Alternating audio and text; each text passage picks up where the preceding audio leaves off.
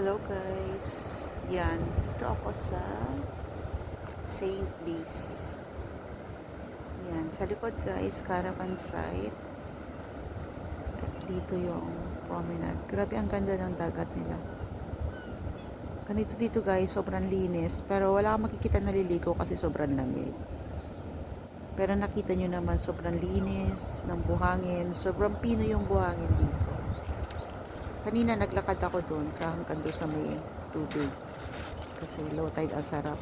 Ang sarap maglakad-lakad. Makita nyo yung maraming naglalakad na may mga aso, pero wala kayong makikita kahit isang tae ng aso diyan sa buhangin. Kasi nasa batas yan dito pag maglakad ka ng aso. Pag tumai sila, kailangan pupulutin mo yan, ilalagay mo sa proper na basurahan yung mga tae nila. So, kaya tingnan nyo, lahat yung mga bato-bato, yung buhangin, wala kayong makikita kahit isang piraso ng kalat dyan. Dumi ng aso or basura, kahit isa wala. Kasi nasa batas yan. Pag makita ka na nagkakalat dyan, so parang masobra pa sa 1 taon mong sweldo yung penalty mo. Kaya kailangan sumunod ka sa batas. Kita nyo, kahit sa dagat, yung paglotad o high tide, wala siyang kasamang basura. Walang naiiwan na basura. Ganyang kalinis yung mga seaside dito sa UK. Yan, sobrang linis. Sobrang nakita nyo kahit isa wala. Kahit yung mga twigs wala. Wala kang makikita. Ganyan kalinis. Yun. Yung tubig kakalabas pa lang niya. Kaya may mga tubig pag naiwan dyan. Kaka-low tide pa lang. Ganda, diba?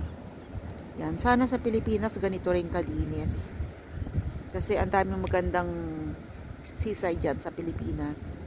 Sana ganito rin kalinis. Ganito rin yung discipline sa mga tao.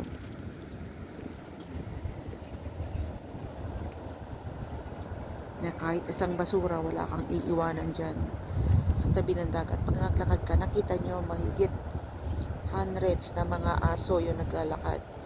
Pero kahit isang tae ng aso, wala kang makikita dyan sa ganon ka disiplina.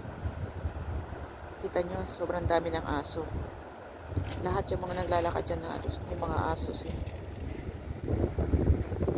Pero sobrang linis. Sana sa Pilipinas ganito rin kadisiplina, no, yung mga tao. Kahit saan sila pumunta, kailangan ganito yung may disiplina ba. Yan, nakita nyo guys, kahit isang piraso ng basura wala kang makikita sa ano. Yun lang, may isang pirasong dahon, mga ganyan. Pero general, nakita nyo, ganyan. Yan yung lakadan. Pero, ganyan lang yung mga isang pirasong dahon, yun lang makikita. Pero walang ano, wala talagang kalat. Nakita nyo kalinis yung buhangin, di ba? Ganyan kalinis yung buhangin. Yeah. Pinong-pino yung buhangin niya, guys. Ganda. Doon sa taas pa ng bundok, kasi ano rin yan guys, ayan dyan. Yung sa taas, ayun, mayroon siyang daan na pag gusto mo yung maglakad-lakad, ayun o. Mula dun sa caravan site, mayroon siyang daan paakyat dun sa taas noon ng hill na yan. Pero ako hindi ko na kayang maglakad paakyat dun. Kasi maano talaga siya. Mataas talaga siya, ayan. Pero maraming tao na umaakit dyan, naglalakad-lakad. Tapos ayan yung tabi ng dagat. Nakita nyo kung gaano kalinis. Yung mga tao, ayan. Marami rin nagpipiknik dito. Yung mga, nagdadala sila ng mga pagkain nila. Yan, nagpipiknik sila. Pero kahit isang basura nila, wala kang makikitang maiiwan dito. Kasi ganyan kalinis. Kita nyo ang daming aso. Yan. Pero kahit lakarin mo yan dyan, kahit isang pirasong konting tae, wala kang makikita. Yan. Zoom natin yung Ayokong lumapit dun sa ano, yung sa lapit-lapit na alon kasi ayan, ganda. Ganda, diba? Ang ganda i-painting kasi malinis. Take a picture tapos i-paint. I-painting mo. Take ako ng magandang picture tapos gagawin, mag-paint ako, gawin, i-ano ko na sa aking painting. Idagdag ko sa aking ginagawang mga paintings. Ang ganda talaga.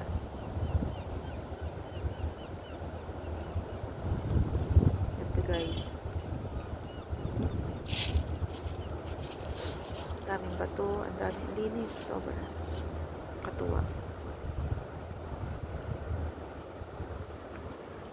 Kahit siguro maghapon ako dito ganda, sobrang ganda. Yan, nakita nyo yung ano.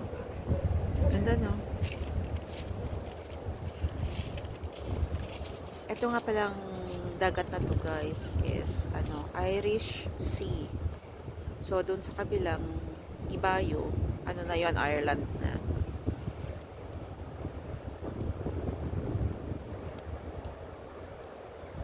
Ganda doon, sobrang dami. Ang ganda nung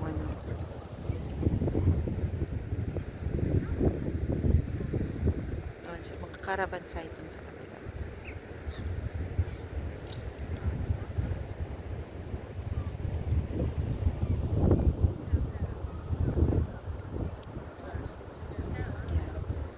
Doon, pararuan yung mga bata kasi naalala ko 10 years ago yung nag-camping kami dito nila Patrick. 3 years old pa lang si Patrick.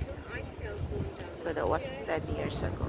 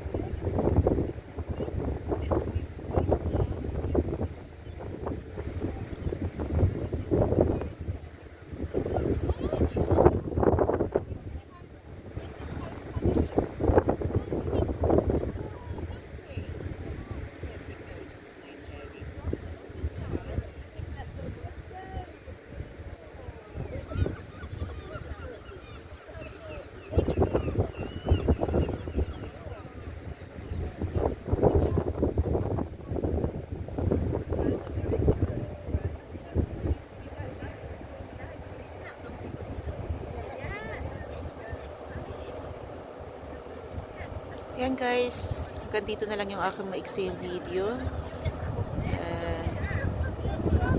Guys, kung bago kayo sa aking channel, don't forget to subscribe, like, and press the notification bell para mapanood nyo pa yung iba kong mga video. Yung simple lang naman kung saan kami magpunta ng aking anak doon, tapos kung ano yung kinakain namin, ganun lang yung mga contents ko. Yeah, thank you for watching, guys, and see you in the next video. Thank you, bye.